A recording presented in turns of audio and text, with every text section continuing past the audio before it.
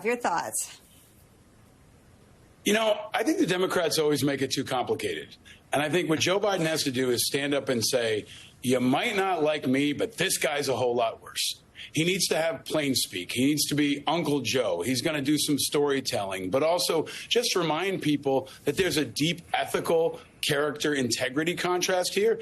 I don't think it's his job to try to fact check Donald Trump. I think it's his job to remain cool and to show leadership and to show stature and show reasonableness, because really they're talking. He's talking to two groups. He's talking to Democrats. They need to say, hey, stick with me. You may not like everything I did. Please come out and vote and come out in big numbers. And he's talking to independents.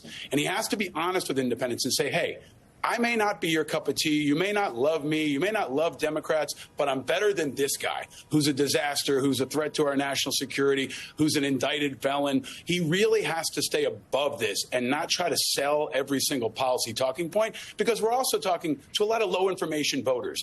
He's got to go to their gut. And I think he can do that most of all by showing that he's a good man and Donald Trump is a piece of garbage. Boasts about grabbing women between the legs, and if Biden doesn't go in there and punch him in the face with his own things he's proud of, then the thing is lost before it starts. Yes. I mean, if this was a debate, you just destroyed these other two guys, right? So if I'm the moderator here, you brought it. I mean, that's exactly what needs to happen, profanity or not. And I'm pretty profane, Haman. I just try to, my mother watches this show, so I try to keep it in check, right? But the bottom line is it's about strength, right? And people are nervous. People have anxiety. Some people are scared. And you have to project strength and confidence. And some of this is very physical. They want to see these two guys on stage opposite each other. And they want to see how they look.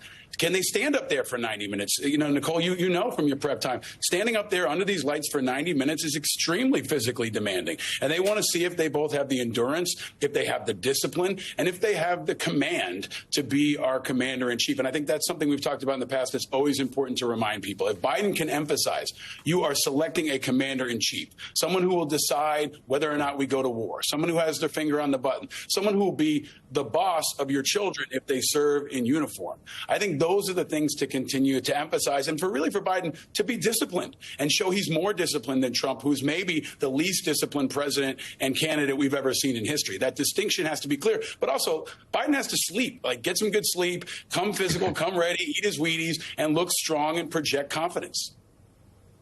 John Hyland, Paul Rykov, Charlie Sykes, to be continued. I feel like we could have this conversation every day until the debate and beyond. Thank you so much for it. A quick break for us. We'll be right back.